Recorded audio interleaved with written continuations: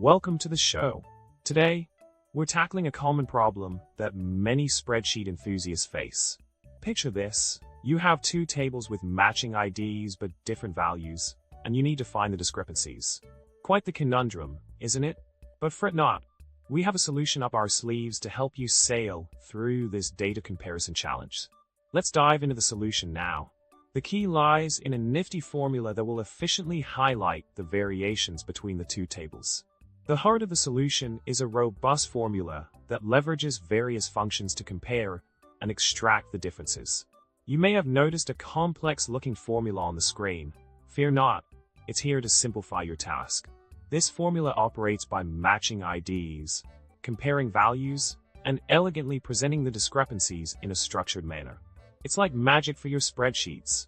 In summary, we've uncovered a powerful formula that will revolutionize the way you handle data comparisons in spreadsheets. Armed with this knowledge, you can now effortlessly spot variations between tables and stay on top of your data game. Thanks for tuning in, and remember to subscribe, like, and drop a comment below. Until next time, happy spreadsheeting!